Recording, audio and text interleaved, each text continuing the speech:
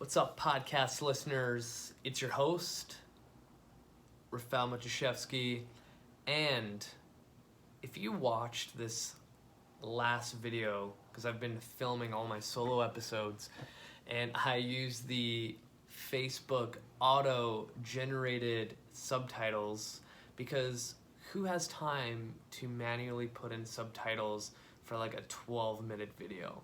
I don't. So I was like, you know what, let's use a Facebook auto-generated one. And I watched the video, and the way that they spelt my last name was Chesky. And now I think that might be a nickname for my last name. But anyway, off topic, super hilarious. In this episode, which is 268, 9, man, we are close to 300. I gotta do something special. I don't know what I'm gonna do, but definitely one, we're gonna have a special guest. Two, maybe some sort of giveaway. I don't know, we'll see. What I want to talk about today is the topic of women's health. I most recently did a couple posts on pelvic floor health, and I got a lot of great feedback and so many women reaching out to me saying like, oh my god, like no one told me about this, no one ever educated me on the pelvic floor. Or on the other side, I had a lot of women saying, oh my god, I wish someone told me about this. I wish I had this information when I had my kids. Thank you so much for putting that out there and educating people. And in my head, I'm like, damn, like organizations like Girls Gone Strong, if you don't follow them, follow them, 100% you should. They are the #1 leading like industry of women's health information out there, in my opinion. I'm pretty sure no one else can compare to how much content they've created over the years. It's probably been already 10 years now. And you know, for an organization like that not being able to reach the people that I reached, I'm like, in my head, I'm like, women, I cannot talk today. Totally random. Planning a trip to Disneyland. I'm super psyched. Don't worry, I'm gonna bring this all back. And I've been watching with my wife all these videos on YouTube of like how to do Disneyland, and we found this one guy that has like the best personality and like character, and he's so like genuinely excited about Disneyland every time he talks, and he like laughs at himself all the time. And he did what I do when I'm talking passionately about something, and like I mumble my words and combine them together and make weird shit up. And he was showing like a Mickey dunked apple and chocolate and all this kind of fun stuff on there, and they had jelly beans, and he's like, yeah, check out these jelly buns. And he's like, jelly buns? All right, we're going with jelly buns. And I'm like, fuck, I'm not the only one. I'm not the only one that makes up words, but now I just gotta learn to go with it rather than like correcting myself. But anyway, the just women's health in general is so underserved in the fitness industry. There needs to be more people talking about it. And I don't know where I got this passion from helping women. I think it all started with how when I first got into the industry, talking to moms and educating them was so easy for me that I realized that, and I started learning as much as possible. So to put kind of in some context in this episode, I've been training moms since day one. 98% of my clients, in person and online, are moms. And when I realized that, I was like, okay, I need to educate myself a lot. So I teamed up with a lot of pelvic floor physios, which we're going to talk about today. And a lot of them taught me so much that there's so much more to what most trainers think core is for females, you know? And I think my first piece of advice for any woman out there that's had children or are about to have kids or thinking of becoming pregnant or whatever the case may be, you need to go see a pelvic floor physio. It will change your perspective, life, and everything. I don't know how popular it is in other parts of the world, because I've had women reach out to me about their form on certain exercises or just questions in general, and one of my questions are like, how long ago did you have a child? And in one person in particular that reached out to me, she was, I think, 6 weeks postpartum, and I'm like, why are you deadlifting heavy and doing CrossFit workouts? Like, there's not enough education out there. So your first line of defense, pre or postnatal, go search for a pelvic floor physios. I'm very fortunate to have a huge circle of pelvic floor physios at a place called Diane Lee and Associates. If you look them up online, Diane Lee has really paved the way for pelvic floor and women's health out there, so highly recommend you check that out. And if any of the women listening right now that want to find a pelvic floor physio, let me know, reach out to me, because all I do is I go on my Facebook and go, hey, does anyone know a pelvic floor physio in X, Y, and Z location? And the pelvic floor physios I know, I've obviously networked with other ones across the world, and they instantly just tag the person in there. So I can definitely get you a trusted source. The other thing that I want to bring up is this idea of, after having your child and trying to get back to your body as quick as possible is the complete opposite of what you should be doing. If you take the time and really, experience the pregnancy and let your body heal the way it's supposed to, things will come together. When I posted about diastasis recti, I had a lot of people ask me, okay, what exercises should I be doing?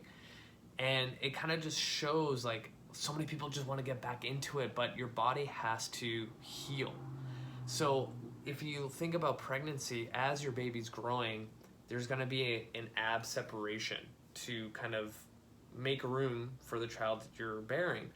And after you give birth, in an ideal world, the ab separation is supposed to come back together. Sometimes it doesn't, sometimes it takes longer, sometimes there's other stuff you need to work on, right? So the connective tissue in the middle is supposed to be able to be strong enough to come back together. And this is where the assessment from a pelvic floor physio will work really, really well. You can also look at one of my latest posts of how to check with your fingers how much of a gap you have, and then do things like activate your core and retest and see if that changes, because that connective tissue in between your rectus abdominis can create tension and bring things together. And I think a lot of moms make the mistake of doing those mommy boot camps to get their body back, and they have them doing endless of crunches. And that's the last thing you want if you're trying to, focus on bringing your abdomen back together and creating a somewhat, back to normal rectus abdominis. So the last thing you want to do is crunches, because if you think about it, if you have a separation and you're crunching forward with no tension whatsoever, that becomes a dysfunctional pattern. Whereas learning how to contract your core, and one of the best cues I've learned from a couple pelvic floor physios is, if as a woman they will cue you as thinking of lifting your anus and vagina. Another good analogy is thinking about picking up a marble, picking up a single tissue out of a tissue box. Like, it's a light contraction. It's not a brace like you're trying to like prevent someone from punching you in the gut, right? It's really, really light, because a lot of times, depending on what your labor was, say, imagine if you were pushing for hours without end, and now everything in there is just like super tense, that individual will need to learn how to relax. And a lot of times over the years that I've trained women that haven't taken care of their pelvic floor health after having their baby, they have other issues to deal with, like incontinence. So a really simple thing that women will talk about is like, oh, I can't go on a trampoline anymore. Oh, I can't go run anymore because I'll pee myself. Like, that's not a normal thing. Like, you can get back your pelvic floor strength so that stuff doesn't happen, right? And it all starts with the process of relearning how to contract your core without overly bracing. And it takes time to teach the body how to do it. It's just like learning a new exercise. It feels awkward and weird and it feels off, but the more you practice it, the better it becomes, and it just, happens naturally. So now imagine that woman that's overly braced, that goes back to the gym, that wants to squat heavy, deadlift heavy, do front planks and hardcore core exercises. Like, you're feeding into the problem. You won't be able to properly brace. You'll get things like low back pain, and now you're in a whole other mess, and you hit a plateau and you can't get stronger. So a lot of times women make the mistake of, I want to go as hard as possible to get back to where I was, whereas in reality, you need to take a few steps back to kind of rebuild a foundation. Like, you literally pushed a human being out of you, and you think that in a couple weeks you should be able to go back to where you were. No. Like, let your body heal the way it's supposed to. Like, take your time, right? You got to put down the groundwork and road work in order to get back to where you were, right? So a lot of people miss the steps. And what's interesting is a lot of women just think it's going to be normal to never run or sneeze really loud or anything like that. Like, no, that's not a actual thing. So if you go see a pelvic floor physio, the one that I went to go see, they actually put me through a whole process of how they assess the pelvic floor. So they bring out an ultrasound machine and they test if I can contract my core without overly bracing in the sequence it's supposed to be.